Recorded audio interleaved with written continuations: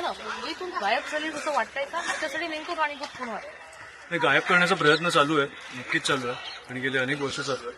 पण कोण सत्ताधारीच कोण गेले काही 2 दिवसाआधी माझ्याकडे काही सहकारी आले आणि ग्राउंडचे काही इकडचे रहिवासी आले आणि मला सांगितलं की हे महानगरपालिकेचं ग्राउंड आहे, हे आजूबाजूच्या 3 शाळा हे कसं इंटरनॅशनल दर्जा मिळवण्यासाठी हे ग्राउंड ताब्यात घेण्याचा प्रयत्न करतायत. मग सरकार त्यांची बाजू कसं घेत आहे, कमिट्या कसे फॉर्म होत आहेत आणि महानगरपालिकेचं ग्राउंड मला वाटतं लोकांसाठी असलं पाहिजे. हे मला वाटतं बाहेरच्या गेटवर पण लिहिलं. त्याचं तुम्ही सुशोभीकरण करू शकता पण त्याच्यावर तुम्ही कन्स्ट्रक्शन नाही करू शकता. हे मला वाटतं आपले कायदे आहेत. तर त्याच्या विरोधात इकडे लॉक लावलेला आणि इकडे हे काम चालू झालेलं दिसतंय तुम्हाला. ते लॉक तोडून आम्ही आज इकडे एक टुर्नामेंट घेतली, फुटबॉल खेळलोय आणि ह्यांनी काम चालू ठेवलं तर मी दर आठवड्याला येईन इकडे टुर्नामेंट खेळायला. पण जसं आपण बघतोय की महानगरपालिका स्वतःचे नियम पायदळी तुडवतो असं वाटतंय का? आणि पण हेच होणार होतं आणि मला वाटतं राजसाहेब असतील, उद्धवसाहेब असतील हेच बोलत होते की तुम्ही तिन्ही सत्ता केंद्र एकाच्या हातात दिल्यावर हेच होणार आहे ना. तुम्ही आता आमदाराला विरोध करू शकता ना, महानगरपालिकेला महापौरांना विरोध करू शकता ना, तुम्ही नगरसेवकांना विरोध करू शकता. सगळे त्यांचीच लोक आहेत.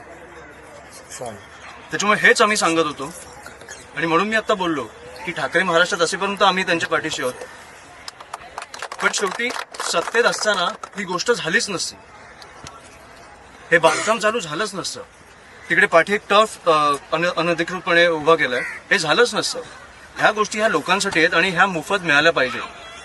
जे आहे तुम्ही सुधरून देऊ शकता पण तुम्ही ते कमर्शियली नाही वापरू शकत. पण या ठिकाणी जसं आपण बघतो की तुम्ही सामना या ठिकाणी येऊन खेळत, सामना जो आहे तो मुद्द्यावरून महानगरपालिकेसोबत देखील तुमचा सुरू झाला. ह्याच्यावर मला बोलायचं नाही.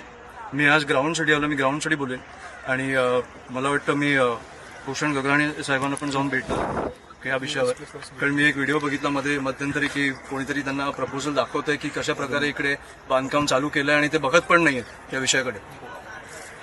तर मला वाटतं कुठेतरी त्यांनी पण ह्या गोष्टी सिरियसली घेतल्या पाहिजेत. त्याच्यामुळे मी त्यांना पण जाऊन भेटणार आहे. मला वाटतं काल एक व्हिडिओ आलाच आहे आपल्यासमोर, ज्यांनी सांगितलंय की इकडे मातीचंच ग्राउंड होणार. हे आम्हाला लेखी पाहिजे महानगरपालिकेकडे. महानगरपालिकेची जागा आहे, आम्हाला महानगरपालिकेकडून लेखी पाहिजे.